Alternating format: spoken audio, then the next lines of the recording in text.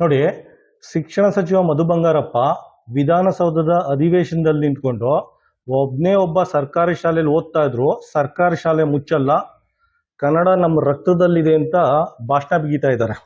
ಆಯ್ತಾ, ನೀವೊಂದ್ಸಲ ನೋಡಿ ವಿಡಿಯೋ. ನಾವು ಯಾವ್ದೇ ಕಾರಣಕ್ಕೂ ಕನ್ನಡ ಶಾಲೆ ಕ್ಲೋಸ್ ಮಾಡ್ತಕ್ಕಂಥದ್ದಿಲ್ಲ. ವಿಡಿಯೋ ನಮ್ಮ ರಕ್ತದಲ್ಲಿ ಕನ್ನಡ ಇದೆ. ಈಗ ನೋಡಿ, ಅಕ್ಟೋಬರ್ 10ನೇ ತಾರೀಕು ಅಂದ್ರೆ ಸುಮಾರು 1.5 ತಿಂಗಳ ಹಿಂದೆ ರಾಜ್ಯ ಸರ್ಕಾರದ ಒಂದು ನಡಾವಳಿಗಳು, ಕರ್ನಾಟಕ ಸರ್ಕಾರದ ನಡಾವಳಿಗಳು ಅಂದ್ಬಿಟ್ಟು ರಾಜ್ಯ ಸರ್ಕಾರ ಒಂದು ಆದೇಶ ಹೊರಡಿಸಿದೆ. ಒಂದು 20 ಪೇಜ್ ಇದೆ. ಅದ್ರ PDF ಮೇಲ್ಗಡೆನೂ ಅಟ್ಯಾಚ್ ಮಾಡಿದ್ದೀನಿ, ಡಿಸ್ಕ್ರಿಪ್ಷನ್ ಅಲ್ಲಿ ಕಾಮೆಂಟ್ ಬಾಕ್ಸ್ ಅಲ್ಲಿ ಹಾಕಿರ್ತೀನಿ. ಒಂದ್ಸಲ ಪ್ರಿಂಟ್ಔಟ್ ತಗೊಂಡು ನೋಡಿ. ಅದರಲ್ಲಿ ಪೇಜ್ ನಂಬರ್ 2 ಏನ್ ಹೇಳಿದ್ದೇನೆ ಅಂದ್ರೆ ನೋಡಿ, ಅಲ್ಲಿ ಮಾರ್ಕ್ ಮಾಡಿದ್ದೀನಿ ಹೈಲೈಟರ್ ಅಲ್ಲಿ. ಸಣ್ಣ ಗಾತ್ರದ ಶಾಲೆಗಳನ್ನು ಸಂಭಾವ್ಯ KPS ಶಾಲೆಗಳ ಆಯ್ಕೆಯಲ್ಲಿ ಸಮ್ಮಿಳಿತಗೊಳಿಸಿ ಶಾಲಾ ಏಕೀಕರಣ ಪ್ರಕ್ರಿಯೆಗೆ ಆದ್ಯತೆ ನೀಡಲಾಗುತ್ತಿದ್ದು ಅಂತ ಕೇಳ್ತಾ ಇದ್ದಾರೆ. ಆಯ್ತಾ, ಬರ್ದಿದ್ದಾರೆ. ಇದರ ಅರ್ಥ KPS ಶಾಲೆಗೆ, ಸಣ್ಣ ಗಾತ್ರದ ಶಾಲೆಗಳು ಅಂದ್ರೆ ಸಣ್ಣ ಪುಟ್ಟ ಸರ್ಕಾರಿ ಶಾಲೆ ಇದೆಯಲ್ಲ, ಅದನ್ನ ಸಮ್ಮಿಳಿತಗೊಳಿಸಿ ಅಂತ ಹೇಳಿದ್ದಾರೆ. ಸಮ್ಮಿಳಿತಗೊಳಿಸಿ ಅಂತ ಇದ್ರಲ್ಲಿ ಮೆನ್ಷನ್, ಅಂದ್ರೆ ಕಂಬೈನ್ ಮಾಡ್ತೀವಿ ಅಂತ ಹೇಳಿರೋದು. ಅಂದ್ರೆ ಶಾಶ್ವತವಾಗಿ ಅಕ್ಕಪಕ್ಕ ಇರೋ ಸಣ್ಣ ಪುಟ್ಟ ಸರ್ಕಾರಿ ಶಾಲೆಗಳಿಗೆ ಬೀಗಾಗ್ತಾ ಇದ್ದಾರೆ. ಈ ಶಿಕ್ಷಣ ಸಚಿವ ಅವಿವೇಕಿ ಇದನ್ನೆಲ್ಲ ಮಧು ಬಂಗಾರಪ್ಪಂಗೆ ಫಸ್ಟ್ ಕನ್ನಡ ಕಲಿಸ್ಬೇಕು. ಆಯ್ತಾ, ಫಸ್ಟ್ ಕನ್ನಡ ಕಲಿಸ್ಬೇಕು. ಈ ಮೀನಿಂಗ್ ಏನು ಅಂತ ಕೇಳಿ ಅವ್ನಿಗೆ. ಸಮ್ಮಿಳಿತಗೊಳಿಸಿ ಅಂದ್ರೆ ಏನು ಅಂದ್ಬಿಟ್ಟು ವಿಧಾನಸೌಧದಲ್ಲಿ ಹೋಗಿ ಭಾಷಣ ಹೊಡಿತಾ ಇದ್ದಾನಲ್ಲ, ಅವನ್ನ ಬಂದು ಕೇಳಬೇಕು. ಸಮ್ಮಿಳಿತಗೊಳಿಸಿ ಅಂದ್ರೆ ಏನು? ಅಕ್ಕಪಕ್ಕ ಸಣ್ಣ ಪುಟ್ಟ ಸರ್ಕಾರಿ ಶಾಲೆಗಳನ್ನು ಸಮ್ಮಿಳಿತಗೊಳಿಸಿ KPS ಶಾಲೆಯಲ್ಲಿ ಮಾಡ್ತೀವಿ ಅಂತ ಹೇಳಿದ್ರಲ್ಲ, ಹಂಗಂದ್ರೆ ಏನು ಅಂದ್ಬಿಟ್ಟು ಅವನ್ನ ಕೇಳಬೇಕು ಶಿಕ್ಷಣ ಸಚಿವನ. ಎರಡನೇದು ಪೇಜ್ ನಂಬರ್ 3 ನೋಡಿ, ಕೆಳಗಡೆ ಹೈಲೈಟ್ ಮಾಡಿದ್ದೀನಿ. ಆಯ್ತಾ, ಕೆಳಗಡೆ ಹೈಲೈಟ್ ಮಾಡಿದ್ದೀನಿ. ಅದ್ರಲ್ಲಿ ಏನು ಹೇಳಿದ್ದಾನೆ? ಎರಡನೇದಾಗಿ 3ರಿಂದ 5 ಕಿಲೋಮೀಟರ್ ವ್ಯಾಪ್ತಿಯೊಳಗಿನ ಸಣ್ಣ ಗಾತ್ರದ ಶಾಲೆಗಳನ್ನು ಆಯ್ದ ಮ್ಯಾಗ್ನೆಟ್ ಶಾಲೆಗೆ ಜೋಡಿಸುವ ಸಂಭಾವ್ಯ ಶಾಲೆಗಳಾಗಿ ಗುರುತಿಸಲಾಗಿದೆ. ಅಂದ್ರೆ ಮ್ಯಾಗ್ನೆಟ್ ಶಾಲೆ ಅಂತ KPS ಸ್ಕೂಲ್ ಅಂದ್ರೆ ಅದೊಂದು ಕಾನ್ಸೆಪ್ಟು, ಮ್ಯಾಗ್ನೆಟ್ ಶಾಲೆ ಅಂದ್ರೆ ಇದೊಂದು ಕಾನ್ಸೆಪ್ಟು. ಮ್ಯಾಗ್ನೆಟ್ ಶಾಲೆಯಲ್ಲಿ 3ರಿಂದ 5 ಕಿಲೋಮೀಟರ್ ವ್ಯಾಪ್ತಿಯಲ್ಲಿರೋ ಸಣ್ಣ ಗಾತ್ರದ ಶಾಲೆಯನ್ನು ಜೋಡಿಸ್ತಾರಂತೆ. ಜೋಡಿಸ್ತಾರೆ ಅಂದ್ರೆ ರೈಲ್ವೆ ಟ್ರೈನ್ ಬೋಗಿ ಜೋಡಿಸ್ತಾರಲ್ಲ, ಆ ರೀತಿ ಜೋಡಿಸ್ತಾರಲ್ಲ, ಆ ಥರ ಅಲ್ಲ. ಅದಕ್ಕೂ ಪರ್ಮನೆಂಟ್ ಆಗಿ ಬೀಗಾಗ್ತಾ ಇದ್ದಾರೆ. ಈ ಅವಿವೇಕಿ ಶಿಕ್ಷಣ ಸಚಿವ ಇದಾರಲ್ಲ, ಅವನ್ನ ಕೇಳಿ. ಮ್ಯಾಗ್ನೆಟ್ ಶಾಲೆಗೆ ಜೋಡಿಸುವ ಸಂಭಾವ್ಯ ಶಾಲೆಗಳಾಗಿ ಗುರುತಿಸಲಾಗಿದೆ ಅಂದ್ರೆ ಏನು ಅಂತ. ಆಯ್ತಾ, ಮ್ಯಾಗ್ನೆಟ್ ಶಾಲೆಗೆ ಅಕ್ಕಪಕ್ಕ 3ರಿಂದ 5 ಕಿಲೋಮೀಟರ್ ಸಣ್ಣ ಗಾತ್ರ ಸರ್ಕಾರಿ ಶಾಲೆಯನ್ನ ಜೋಡಿಸ್ತಾರಂತೆ. ಹಂಗಂದ್ರೆ ಎಂತ ಅವಿವೇಕಿ ಕೇಳಿ. ಆಯ್ತಾ, ಪ್ರತಿಯೊಬ್ಬರು ಕೇಳಬೇಕು. ನೆಕ್ಸ್ಟ್, KPS ಸ್ಕೂಲ್ಗೆ ಸಣ್ಣ ಗಾತ್ರದ ಸರ್ಕಾರಿ ಶಾಲೆ 1ರಿಂದ 5 ಕಿಲೋಮೀಟರ್ ಆಗ್ತದೆ ಸಣ್ಣ ಗಾತ್ರದ ಶಾಲೆಗಳನ್ನ ಸಮ್ಮಿಳಿತಗೊಳಿಸಿ ಅಂತ ಹೇಳಿದ್ರೆ, ಹಂಗಂದ್ರೆ ಏನು ಅಂದ್ಬಿಟ್ಟು ಈ ಅವಿವೇಕಿನ ಕೇಳಿ ಶಿಕ್ಷಣ ಸಚಿವನ. ಸುಮ್ಮನೆ ಭಾಷಣ ಬಿಡೋದಲ್ಲ. ವಿಧಾನಸೌಧ ಅಧಿವೇಶನದಲ್ಲಿ ನಿಂತ್ಕೊಂಡು ಒಬ್ಬ ಹುಡುಗ ಬರ್ತಾ ಇದ್ರು, ಸರ್ಕಾರಿ ಶಾಲೆ ಮುಚ್ಚಲ್ಲ, ಕನ್ನಡ ರಕ್ತದಲ್ಲಿದೆ. ರಕ್ತ ಅಂದ್ರೆ ಅದರಲ್ಲಿ ವೈಟ್ ಬ್ಲಡ್ ಸೆಲ್ಸ್ ಅಲ್ಲಿ ಇದೆಯೋ ರೆಡ್ ಬ್ಲಡ್ ಸೆಲ್ಸ್ ಅಲ್ಲಿ ಇದೆಯೋ ಅಂತ ಕೇಳ್ಬೇಕು. ಅವನು ಕೆಂಪು ರಕ್ತ ಕಣದಲ್ಲಿ ಇದೆಯೋ ಕನ್ನಡ, ಬಿಳಿ ರಕ್ತ ಕಣದಲ್ಲಿ ಇದೆಯೋ ಅಂತ ಕೇಳಬೇಕು ಆ ವಿವೇಕಿನ. ಆಯ್ತಾ, ಪೇಜ್ ನಂಬರ್ 2 ಮತ್ತು 3 ಆಯ್ತಾ, ಕೆಳಗಡೆ ಸೈನ್ ಇದೆ ನೋಡಿ, ಸರ್ಕಾರಿ ಗುಮಾಸ್ತರು ಹಾಕಿದ್ದಾರೆ ಸೈನು. ಆಯ್ತಾ, ನೆಕ್ಸ್ಟ್ ನೋಡಿ ಪೇಜ್ ನಂಬರ್ 5 ಪೇಜ್ ನಂಬರ್ ಪುನಃ ಮೆನ್ಷನ್ ಮಾಡಿದ್ದಾರೆ. ಆಯ್ತಾ, ಅಲ್ಲಿ ನೋಡಿ ಹೈಲೈಟರ್ ಮಾರ್ಕ್ ಮಾಡಿದ್ದೀನಿ. 1ರಿಂದ 5 ಕಿಲೋಮೀಟರ್ ವ್ಯಾಪ್ತಿಯ ಒಳಗಿನ ಚಿಕ್ಕ ಸರ್ಕಾರಿ ಶಾಲೆಗಳನ್ನು ಈ ಪ್ರಸ್ತಾಪಿತ ಕರ್ನಾಟಕ ಪಬ್ಲಿಕ್ ಶಾಲೆಗಳೊಂದಿಗೆ ಸುಲಲಿತವಾಗಿ ಸಮ್ಮಿಳಿತಗೊಳಿಸಲಾಗುವುದು. ಸುಲಲಿತವಾಗಿ ಸಮ್ಮಿಳಿತಗೊಳಿಸುವುದು ಆದ್ರೆ ಆರಾಮಾಗಿ ಸಮ್ಮಿಳಿತ ಮಾಡ್ತಾರಂತೆ ಸರ್ಕಾರಿ ಶಾಲೆನ. 1ರಿಂದ 5 ಕಿಲೋಮೀಟರ್ ವ್ಯಾಪ್ತಿಯಲ್ಲಿದೆ ಸರ್ಕಾರಿ ಶಾಲೆನ. ಆಯ್ತಾ, ಭಾಷಣ ನೋಡಿ ಹೆಂಗ್ ಬಿಡ್ತಾ ಇದ್ದಾನೆ. ಅಕ್ಟೋಬರ್ 1.5 ತಿಂಗಳ ಹಿಂದೆ ಹಾಕಿರೋದು. ಆಯ್ತಾ, ನೆಕ್ಸ್ಟ್ ಅದ್ರ ಕೆಳಗಡೆ ಬನ್ನಿ.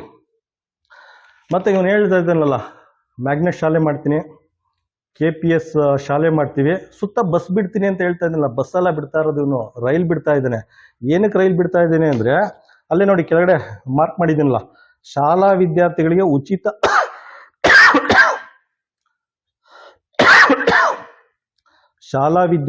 ಉಚಿತ ಸಾರಿಗೆ ವ್ಯವಸ್ಥೆಯನ್ನು ಶಾಲಾ ಅಭಿವೃದ್ಧಿ ಮತ್ತು ಮೇಲುಸ್ತುವಾರಿ ಸಮಿತಿ ಮೂಲಕ ಒದಗಿಸುವ ಮೂಲಕ ಅಂತ ಕೊಟ್ಟಿದ್ದಾನೆ.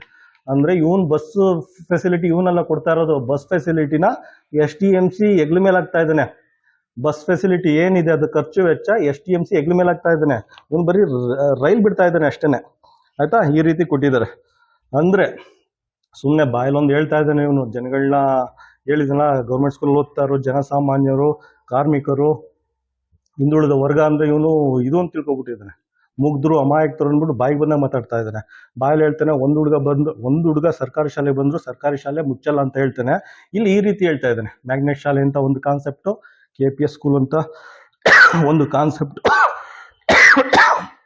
ಅಂತ ಹೇಳ್ಬಿಟ್ಟು ಇವನು ಇದ್ ಮಾಡ್ತಾ ಇದ್ದಾನೆ, ಏನು ವಿಲೀನಗೊಳಿಸಿ ಅಂತ ಮೊದಲು ಯೂಸ್ ಮಾಡ್ತಾರೆ, ಈಗ ಸಮ್ಮಿಳಿತ ಅಂತ ಹೇಳ್ತಾ ಇದ್ದಾನೆ. ಜೋಡಿಸುವಂತ ಪದಗಳು ಬೇರೆ ಬೇರೆ ಆದ್ರೆ ಒಂದೇ ಕೆಲಸ ಮಾಡ್ತಾ ಇದ್ದು ಸರ್ಕಾರಿ ಶಾಲೆಗಳಿಗೆ ಇವರು ಪರ್ಮನೆಂಟ್ ಆಗಿ ಬೀಗ ಹಾಕ್ತಾ ಇದ್ದಾರೆ. ಆಯ್ತಾ. ನೆಕ್ಸ್ಟ್ ನೋಡಿ, ಇನ್ನೊಂದು ಏನೊಂದು ದುರಂತ ಅಂದ್ರೆ ನೋಡಿ, ನೆಕ್ಸ್ಟ್ ಡಿಸ್ಪ್ಲೇ ಆಗ್ತಾ ಇದೆ. ಕರ್ನಾಟಕ ಪಬ್ಲಿಕ್ ಸ್ಕೂಲ್ಗೆ STMC ಅಧ್ಯಕ್ಷನ MLA ಮಾಡಿದ್ದಾರೆ, ಅಲ್ಲೇ ಮೆನ್ಷನ್ ಮಾಡಿದ್ದಾರೆ. ಕ್ಷೇತ್ರದ MLAನ STMC ಅಧ್ಯಕ್ಷ ಮಾಡಿದ್ದಾರೆ.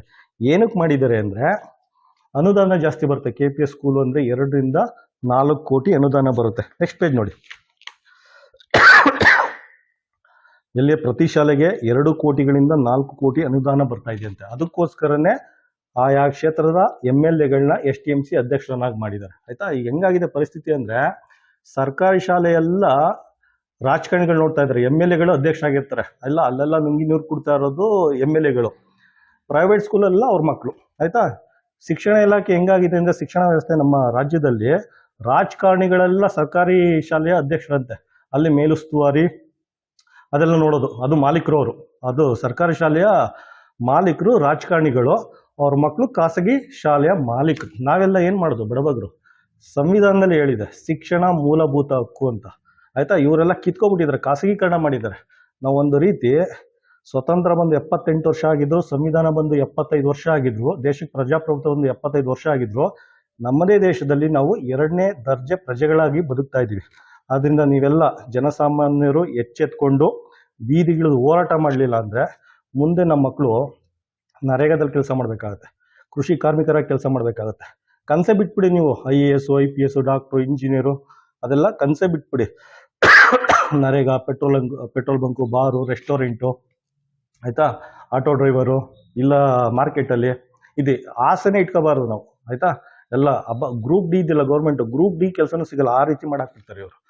ಹಬ್ಬ ಅಂದ್ರೆ ಇವರು ಪ್ರೈವೇಟ್ ಸ್ಕೂಲ್ ಇತ್ತು, ಅಲ್ಲೋಗಿ ಗುಮಾಸ್ತನ ಕೆಲಸ, ಅಲ್ಲಿ ಅಟೆಂಡರ್ ಕೆಲಸ ಮಾಡ್ಬೇಕಾಯ್ತೇನೆ, ಡಿಗ್ರಿ ಅಕಸ್ಮಾತ್ ಕಂಪ್ಲೀಟ್ ಮಾಡ್ಕೊಂಡು ಆ ರೀತಿ ವ್ಯವಸ್ಥೆ ಮಾಡ್ತಾ ಇದ್ದಾರೆ. ಅದರಿಂದ ಡಿಸೆಂಬರ್ 13, 14, 15 ಮಂಡ್ಯದಲ್ಲಿ ಉಪವಾಸ ಸತ್ಯಾಗ್ರಹ ಇದೆ.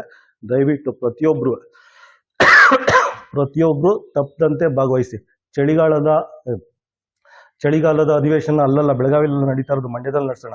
ಆಯ್ತಾ. ಚಳಿಗಾಲದ ಅಧಿವೇಶನ, ಶಿಕ್ಷಣ ಇಲಾಖೆ ಅಧಿವೇಶನ ಡಿಸೆಂಬರ್ 13, 14, 15 ಮಂಡ್ಯ ಜಿಲ್ಲೆಯ ಬೀದಿಲಿ ನಡೆಸೋಣ. ಬನ್ನಿ.